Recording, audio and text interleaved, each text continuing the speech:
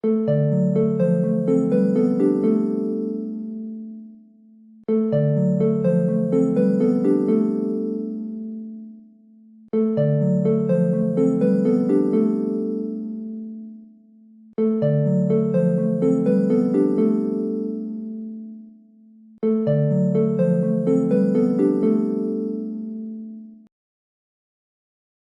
à toutes et à tous, bienvenue à ce premier rendez-vous de l'inclusion. Chaque mois, le service aux parents d'élèves de l'Appel national vous propose le jeudi, sur la pause méridienne, un webinaire afin d'approfondir une thématique liée à l'inclusion. Pour cette première rencontre, nous avons le plaisir d'accueillir Madame Sandrine Mathieu, adjointe au directeur diocésain et responsable école inclusive, Madame Stéphanie Blondeau, coordinatrice Ulysse, et Madame Isabelle Absin, enseignante, référente école inclusive, toutes trois de la Drôme. Elles vont nous aider à mieux comprendre les démarches vers la MDPH, Maison départementale des personnes handicapées. Ce webinaire va se dérouler en 2 temps, 25 minutes de présentation, puis 25 minutes d'échange, durant lesquelles vos questions écrites seront relayées. Je vous souhaite un bon premier rendez-vous de l'inclusion. Et mesdames, je vous laisse la parole. C'est tout bon. Bonjour. Nous allons vous présenter le parcours auprès de la MDA ou MDPH dans les départements d'un point de vue scolaire, puisque nous sommes enseignantes. Nous allons aborder 4 points, les 4 premiers points de la présentation: la scolarisation de l'enfant à besoins éducatifs particuliers, puis le cadre législatif. Ensuite, on viendra sur la procédure et le fonctionnement de la MDPH, et enfin, l'étape de la reconnaissance de handicap. Nous laisserons le relais ensuite de la parole à d'autres intervenants pour aborder les points suivants. Donc, nous intervenons au titre du rôle des personnes ressources des enseignants spécialisés qui ont aussi ce rôle d'informer les familles. Donc, c'est pour ça que l'enseignement catholique de la Drôme s'est associé au webinaire de ce jour. Voilà, donc avant de rentrer dans ce webinaire, juste préciser qu'en tant qu'enseignant référent, nous intervenons autant dans les... Je parle pour la Drôme, de ce que nous connaissons le mieux, bien sûr. Nous intervenons autant dans les établissements publics que privés, de l'élève qui est en petite section jusqu'à l'élève de lycée, en passant par tous les établissements que nous avons sur notre secteur. Concernant la scolarisation de l'enfant à besoins éducatifs particuliers, donc il est évident que l'élève est au centre de la réflexion, est au centre de tout ce qui va découler maintenant, de tout ce que nous allons dire. Les différents acteurs qui gravitent autour de cet élève, ce sont les enseignants de la classe, le ou les enseignants de la classe en fonction du premier ou second degré, les personnes ressources à l'établissement. Donc nous pouvons avoir un enseignant spécialisé avec le regroupement d'adaptation ou la coordinatrice Ulysse. On peut avoir également un psychologue de l'éducation, le chef d'établissement, le professeur principal, les équipes de cycle. Nous pouvons également avoir les soutiens extérieurs. Nous sous-entendons évidemment tous les professionnels libéraux, les orthophonistes, les orthoptistes, les psychomotriciens notamment. On peut trouver les services de la PMI ou de la médecine scolaire et les services médico-sociaux avec la PCO, le CMP, CMPP, CANS, etc. Et évidemment, les parents qui sont toujours partie prenante du parcours de scolarisation de leur enfant. Alors pour accompagner l'élève, nous allons avoir plusieurs degrés d'accompagnement. Et la démarche MDA, en fait, est une étape parmi ce processus, au sein de ce processus. La première étape va consister dans la mise en place d'aides de droit commun, avec les outils à disposition des établissements, les activités pédagogiques complémentaires, les stages de réussite, tout ce qui peut être proposé dans un premier temps à l'élève pour l'accompagner sur certains points identifiés comme étant plus compliqués. Quand on a testé ces aides-là et si on s'aperçoit que ça ne suffit pas, on peut mettre en place un projet personnalisé, soit un PPRE qui va avoir une vocation d'aide ponctuelle pour l'enfant, soit s'orienter vers un projet qui va être plus durable dans le cadre du PAP, qui lui nécessite une validation médicale, voilà, et l'appui sur des bilans déjà réalisés par des professionnels. Et lorsque les difficultés persistent, malgré la mise en place de ces accompagnements, se pose alors la question de savoir si l'élève est en situation de handicap. Et la seule instance habilitée à l'établir est la MDPH qu'il convient donc de saisir. Et on arrive donc à la reconnaissance du handicap en troisième point. Ensuite, nous avons le cadre législatif. Donc, bien sûr, les MDPH s'inscrivent dans la loi de 2005. Elles ont été créées à l'occasion de cette loi avec la définition du handicap. Donc, on rappelle que la loi du handicap s'adresse à toutes les personnes en situation de handicap en raison d'une altération substantielle, durable ou définitive d'une ou plusieurs fonctions physiques, sensorielles, mentales, cognitives ou psychiques, d'un polyhandicap ou d'un trouble de santé invalidant. La loi de 2005 a posé des grands principes d'intervention, celui de non-discrimination, le libre choix de son projet de vie, le principe de compensation. Donc là, la loi nous dit que c'est avant tout permettre aux personnes en situation de handicap l'accessibilité aux droits et à l'espace commun, puis, si nécessaire, mobiliser des moyens spécifiques sous forme d'aide humaine, technique, financière, qui seront adaptés aux besoins de chaque personne en situation de handicap. On a aussi comme principe l'égalité des chances. Donc la loi a réaffirmé que les personnes en situation de handicap ont les mêmes droits que tout citoyen dans tous les aspects de la vie, que ce soit l'éducation, l'emploi, la santé, les transports, les loisirs, avec notamment un accès à l'école la plus proche, avec des services médico-sociaux qui viennent en complément. Ainsi que comme autre principe, la participation à la vie citoyenne et l'accessibilité universelle.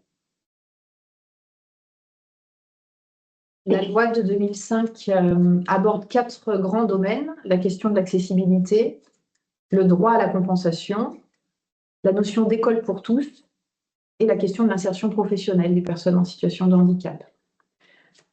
Elle concerne les personnes qui, en situation de handicap et des situations très, très diverses, avec 4 familles de handicap qui sont définies dans la loi. Tout ce qui va concerner le handicap moteur, le handicap sensoriel, le handicap cognitif, le handicap psychique. Et la loi précise également que les personnes à mobilité réduite de manière temporaire sont concernées également par ces textes. On en arrive à la scolarisation en milieu ordinaire des élèves en situation de handicap. Donc la loi de 2005, c'est le parcours de formation des élèves en situation de handicap qui, pour eux, doit se dérouler prioritairement en milieu scolaire ordinaire. Et cette loi a été reprécisée en 2013 avec la refondation de l'école et avec l'introduction notamment du concept d'école inclusive impliquant tous les acteurs. Et c'est là qu'on a notamment la création des ULIS et la notion d'inclusion qui arrive. Donc ici, un schéma pour illustrer ce propos de la notion d'inclusion, avec une progression dans les textes. Tout d'abord, un fonctionnement qui est nommé là sur le schéma exclusion, avec les personnes en situation de handicap qui sont autour du groupe, mais pour lesquelles certains freins empêchent leur participation aux activités du groupe. La notion de séparation, ensuite, avec du coup une prise en charge qui se fait à côté du groupe. Puis on en est venu à l'intégration, avec une prise en charge dans un groupe au sein de l'ensemble, mais une prise en charge qui est restée très spécifique. Et aujourd'hui, la notion d'inclusion, on souhaite que les élèves en situation de handicap, dans ce schéma-là, puissent participer à toutes les activités au sein du groupe, au sein du groupe classe. Alors, la MDPH ou la MDA, en fonction des départements, soit on trouve la maison départementale des personnes en situation de handicap ou la maison départementale de l'autonomie, avec un guichet unique qui a été créé donc, par la loi de 2005. Juste pour précision, les départements qui ont fait la bascule vers la maison départementale de l'autonomie ont intégré les personnes âgées en situation de dépendance également. C'est ce qui explique notamment que la Drôme soit passée MDA et plus MDPH. Donc ce sont des procédures nationales avec des CERFA pour tout le monde, qui sont identiques à tout le monde. Il y a une instruction à l'échelle départementale des demandes, avec un passage en équipe pluridisciplinaire, des propositions, puis un passage en CDAPH avec une notification. La MDPH est saisie par la personne en situation de handicap ou par sa famille, et une reconnaissance de handicap tout au long de la vie. Les missions de la MDPH sont vastes, alors elles sont cadrées par la loi. Il s'agit donc d'accueillir, informer, accompagner, conseiller les personnes handicapées et leurs familles, assurer l'organisation et le fonctionnement des équipes pluridisciplinaires qui vont se charger de l'évaluation de la situation de la personne, assurer l'organisation et le fonctionnement de la CDAPH, donc la Commission des droits et de l'autonomie des personnes handicapées. Il s'agit d'aider aussi à la mise en œuvre des décisions prises par la CDAPH. Donc, vous voyez à l'écran une partie de ces missions et les textes stipulent aussi que dans le rôle des MDPH, il y a le fait d'aider à la formulation du projet de vie de la personne handicapée, sensibiliser tous les citoyens au handicap, accompagner les personnes handicapées et leurs familles après l'annonce et lors de l'évolution de leur handicap, organiser des actions de coordination avec les autres dispositifs sanitaires et médico-sociaux et recueillir et transmettre au niveau national des données relatives à l'action départementale. Voilà, donc dans un dossier arrive complet à la MDA déposé par la famille quand il y a le CERFA de demande de prestation que complète la famille. C'est un dossier qui fait 20 pages, mais on a l'habitude de dire que les 20 pages ne sont pas toutes à remplir puisqu'il y a une partie qui concerne la vie professionnelle et les élèves ne sont pas dans cette situation-là. On a un CERFA médical qui est à compléter par le médecin et non pas par la famille, pour le coup. La copie des pièces d'identité à la fois des parents et de l'enfant concerné et un justificatif de domicile de moins de 3 mois. Quand on est dans le cadre d'une demande scolaire, nous devons renseigner, la famille doit joindre à sa demande ce que l'on appelle le GEVASCO, le guide d'évaluation donc de la scolarité. C'est un outil qui est central entre à la fois l'établissement et la MDPH.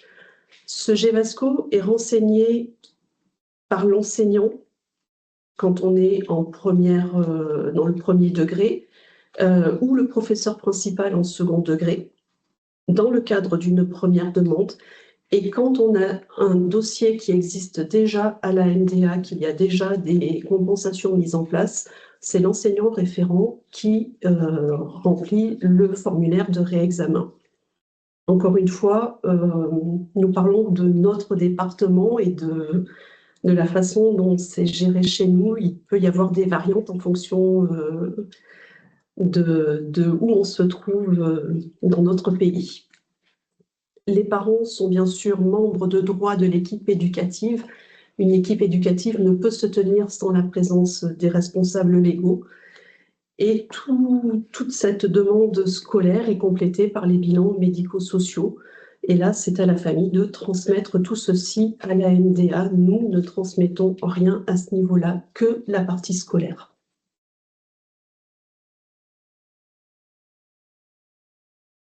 Quand le dossier arrive à la MDA, donc il rentre dans les processus, dans les rouages de la MDA, il est enregistré et donc arrive le moment de l'équipe pluridisciplinaire. Donc chaque MDPH a une équipe pluridisciplinaire qui est chargée d'évaluer les besoins de compensation de la personne en situation de handicap sur la base de son projet de vie. Cette équipe pluridisciplinaire prend les décisions relatives à l'ensemble des droits de cette personne, notamment en matière d'attribution de prestations, de droits ou d'orientation scolaire. L'équipe pluridisciplinaire donc, va étudier l'ensemble des droits de la personne en vue de l'attribution de prestations, de droits, d'une orientation scolaire. Elle peut décider, enfin, en tous les cas, proposer un certain nombre de compensations. Cette équipe, elle est composée de personnes qui viennent de différents services pour apporter chacun leur regard et pouvoir analyser un petit peu finement les observables qui sont notés dans les différents documents et essayer de proposer la compensation la plus adaptée. Les textes de loi listent en fait les participants à cette équipe. On trouve le médecin, on peut avoir l'infirmier, l'ergothérapeute, le psychologue, les travailleurs sociaux, des personnes spécialisées dans l'inclusion scolaire ou l'insertion professionnelle, l'enseignant référent également. Cette équipe pluridisciplinaire, donc, elle est chargée d'évaluer les situations des personnes, d'identifier les besoins en fonction du projet de vie qui a été exprimé donc dans la partie demande de la famille. Et elle va se charger d'essayer d'élaborer les réponses en fonction de ce projet de vie et de la réglementation et de transmettre des propositions à la CDAPH qui, elle, va notifier ensuite, prendre la décision définitive et notifier les droits ouverts. Donc la CDAPH se réunit en séance plénière avec tous ses membres, qui sont des représentants des associations de personnes handicapées et leurs familles, du conseil départemental, de l'État, des organismes des syndicats et également de l'éducation nationale en fonction des départements. La CDAPH examine les demandes et décide de l'attribution des aides, droits et prestations ou orientations médico-sociales, scolaires ou professionnelles, ou de la non-attribution.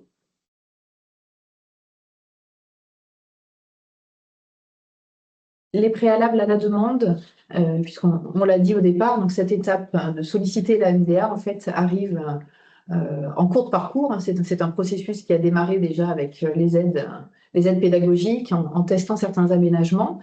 Comme on arrive du coup après certaines phases préalables, on va devoir justifier dans le dossier MDA qui est transmis des aménagements de droit commun qui ont déjà été testés. Donc, par exemple, est-ce que l'enfant a déjà participé à des activités pédagogiques complémentaires? Quels sont les bénéfices qu'il a pu en retirer? Est-ce que ça a été efficace ou non? Quelle différenciation a pu être mise en place? Et quand il y a eu différenciation au sein de la classe, ça veut dire que l'on a dû formaliser un PPRE. Donc, ce document peut être transmis à la MDA. Est-ce qu'on a mis en place également des aménagements plus durables dans le cadre d'un PAP? Donc là aussi, c'est une pièce qui peut être transmise avec le reste du dossier à la MDA. Et c'est bien parce que toutes ces aides se sont révélées insuffisantes pour replacer l'enfant en situation de réussite que l'on imagine poursuivre le processus en demandant des aides supplémentaires. Donc, quand on va s'adresser à la MDA, il va falloir avoir réuni des bilans aussi qui attestent de la présence de troubles. Alors, simplement pour qualifier un petit peu cette notion de trouble, on souhaitait vous relire donc, les textes les définis de cette manière-là. C'est l'altération substantielle, durable ou définitive d'une ou plusieurs fonctions. Et donc, pour formaliser cette demande auprès de la MDA, on va réunir une équipe éducative de première demande qui va donc s'organiser avec l'élève si on est en second degré, mais sans lui dans le premier degré. Réunir effectivement la famille, l'enseignant de la classe ou le professeur principal du collège, le chef d'établissement et peut réunir également des personnes ressources, donc l'enseignant spécialisé, le psychologue scolaire, des soignants extérieurs. À la demande de la famille également. Les étapes de la première demande dans le cadre scolaire. Donc la famille est à la base, elle est à l'initiative de cette demande. Les écoles nous concertent pour convenir d'une date pour l'équipe éducative et finaliser un GEVASCO première demande. À la suite de ceci, la famille envoie un dossier complet et on conseille vraiment de l'envoyer en une seule fois dans son intégralité, de façon à ce que les pièces ne se perdent pas. Donc le CERFAL, tous les justificatifs obligatoires, le GEVASCO, première demande. À réception, donc quand vous déposez votre dossier, vous recevez un accusé de réception et vous avez des codes qui vous permettent de créer votre espace personnel pour le suivi de votre enfant, en lien avec la MDA. S'ensuit donc l'analyse du dossier par l'équipe pluridisciplinaire de la MDPH. Et on ajoute une petite étape dans ce schéma avant d'arriver à la notification de décision.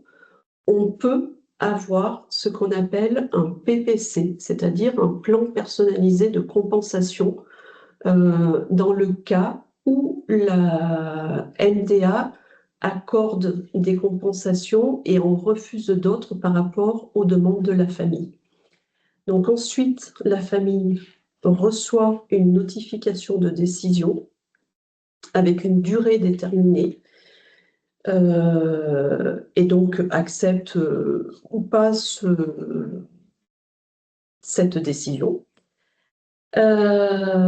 Concernant la mise en place des compensations scolaires, il est important pour nous de préciser que la famille porte la demande à la MDPH, mais la famille porte aussi la mise en œuvre des compensations scolaires. C'est-à-dire que si vous recevez par exemple une notification pour un accompagnement humain, tant que vous ne transmettez pas cette notification à l'établissement de votre enfant, qui pourra la transmettre après aux personnes compétentes pour le gérer, il n'y aura personne pour venir accompagner votre enfant. Et une fois que tout est lancé, qu'on a la notification, à partir de ce moment-là, le suivi par les enseignants référents, et là, nous, on entre complètement en jeu pour le... Oui, pour le suivi. Je n'ai pas d'autre mot pour le dire, pour le coup. Alors, les compensations qui peuvent être proposées par la MDPH. On a tout d'abord tout ce qui va concerner le matériel. Alors, le matériel, il peut déjà être mis en place officiellement pour l'élève dans le cadre d'un PAP. La différence en passant par un dossier MDPH, c'est la possibilité d'un prêt de matériel par l'Éducation nationale. Donc ça, c'est une première réponse possible. La MDPH peut aussi proposer un accompagnement humain, l'AESH, qui va pouvoir être mutualisé ou individualisé en fonction des besoins de l'élève. Elle peut proposer une orientation adaptée, une orientation scolaire, par exemple une orientation dans un dispositif Ulysse ou en ECPA.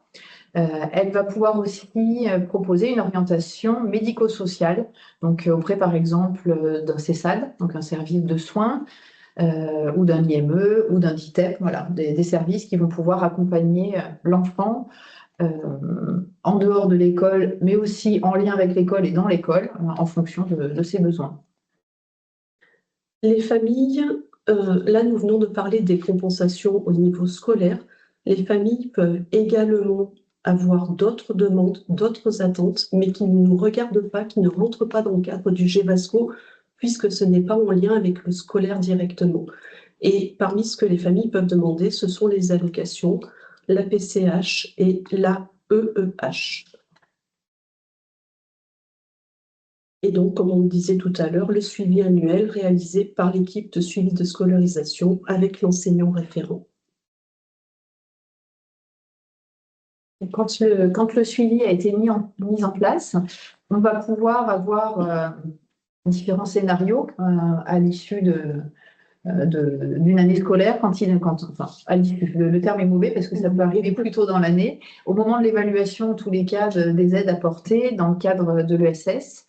Il va falloir se poser la question soit de la poursuite des appuis à la scolarisation, c'est-à-dire qu'on demande à renouveler le PPS tel qu'il est. Par exemple, on avait une aide humaine mise en place, on s'aperçoit que ça répond bien aux besoins du jeune, il va falloir demander le renouvellement de cette aide humaine. On va pouvoir aussi demander une nouvelle demande, faire une nouvelle demande, c'est-à-dire demander une compensation complémentaire. Par exemple, l'enfant a une aide humaine et il va avoir besoin de matériel informatique en plus ou d'un service de soins en complément. On peut aussi se dire en équipe de suivi que c'est plutôt la sortie du PPS qui est possible parce que les aides qui ont été apportées ont porté leurs fruits et que l'enfant n'a plus besoin de ces étayages-là.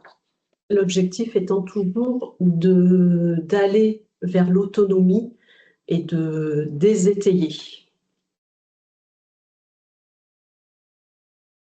Donc, comme on le disait tout à l'heure, simplement, il peut y avoir une décision de sortie de certaines aides, mais par ailleurs, le besoin de continuer certaines compensations, l'allocation par exemple, AEH ou PCH. Il peut y avoir besoin de reconnaître la qualité de travailleur handicapé aussi en fonction de l'âge du jeune, quand on prépare après l'insertion professionnelle. Voilà. Et puis, on peut avoir besoin aussi d'envisager un retour au droit commun pour sortir de ces compensations par la MDA, mais poursuivre quand même un certain nombre d'étayages.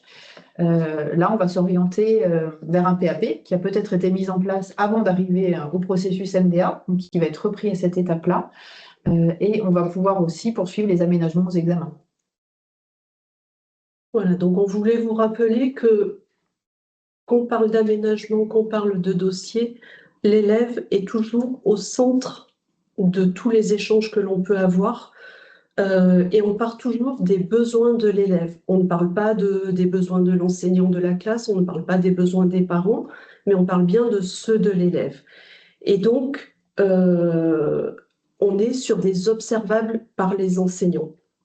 Donc, le GEVASCO évalue les compensations attribuées par la MDA pour répondre aux besoins et voir ce qui ne fonctionne ou pas. Tout au long de ce processus, ce qui est important, c'est le dialogue continu entre les différents acteurs et d'apporter la réponse la plus adaptée possible à chaque élève. À la suite de l'équipe pluridisciplinaire, Isabelle vous en a parlé, il se peut que la MDPH vous propose un plan personnalisé de compensation parce qu'elle aura accepté certaines demandes et rejeté d'autres. Cette étape est vraiment une étape importante d'échange, nouvelle étape d'échange entre la famille et la MDA. À cette occasion, vous aurez l'occasion de vous demander à être reçu, à être entendu et à apporter des nouveaux éléments. Donc, c'est une étape à prendre en compte comme un nouveau moment d'échange entre vous et la MDPH. Voilà. Nous allons laisser la parole du coup à l'appel national pour les voies de recours.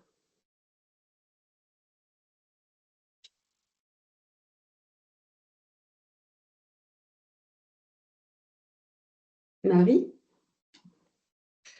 Concernant les voies de recours, donc lorsque la Commission des droits et de l'autonomie des personnes handicapées, donc la CDAPH, a déterminé le taux d'incapacité et a attribué les mesures de compensation personnalisées, il y a une décision qui n'est pas définitive. Et dans le cas où les parents ne sont pas satisfaits de cette décision, il peut y avoir une demande de conciliation ou un recours administratif préalable obligatoire. C'est donc une procédure conforme à la réglementation que les parents doivent mettre en place avec un maximum de justificatifs pour appuyer leurs arguments. Donc la conciliation, c'est un processus qui permet de fournir davantage d'informations sur la situation de l'enfant et elle permet d'obtenir des explications sur la décision qui a été prise. Le RAPO, donc le recours administratif préalable obligatoire, là, il s'agit de demander à ce que le dossier soit réexaminé. Donc, vous écrivez un courrier en expliquant votre désaccord par rapport à la décision de refus ou la décision qui a été prise. Et il est vraiment très important d'ajouter des pièces complémentaires pour appuyer votre demande.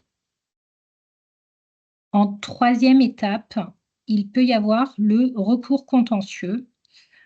Donc, c'est lorsque vous avez eu une première réponse, lorsque vous avez eu la deuxième réponse. Et donc, vous pouvez passer à l'étape numéro 3, le retour contentieux. Vous n'êtes toujours pas d'accord avec la décision qui est prise et vous souhaitez que votre demande soit réexaminée par un tribunal. Toutes ces démarches, elles vous sont transmises dans le dossier que vous recevez donc après les décisions et tout est bien expliqué sur le processus à appliquer. Cependant, il peut y avoir des disparités d'un département à un autre et c'est très important de comprendre que sur le territoire national, tous les départements ne vont pas fonctionner de la même manière ou réagir de la même manière. Et je vous laisse la parole. Oui, donc pour conclure, un schéma fait par un neuropsychologue qui reprend un petit peu tous ces process. Pour le résumer un petit peu, donc le processus de demande de compensation auprès de la MDPH suppose, on l'a dit, qu'au préalable, il y ait eu des aménagements pédagogiques de tester en classe dans le cadre d'un PPRE, dans le cadre d'un PAP. Pour ça, il y a des équipes aussi d'enseignants spécialisés qui sont là pour appuyer les équipes pédagogiques pour rechercher les aménagements qui sont les plus adaptés aux besoins de votre enfant. Ensuite, si ces aménagements ne sont pas suffisants, on passe à la phase de la reconnaissance du handicap.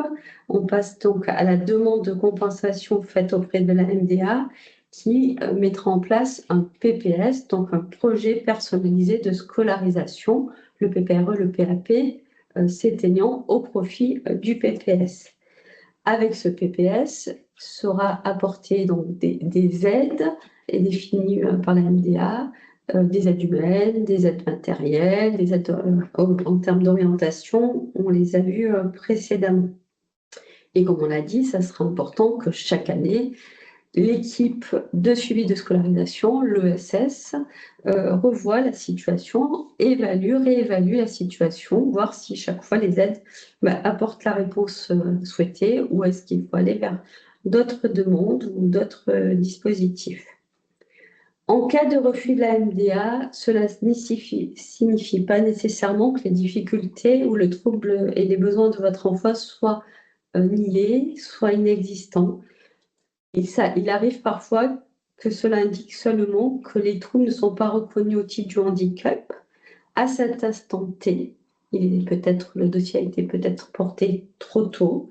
Et en tout cas, avec les éléments apportés et les éléments de bilan connus que vous avez à votre possession. Et dans le trop peut-être qu'il faudra aller explorer par des bilans, auprès d'autres professionnels pour le faire reconnaître auprès de la MDA.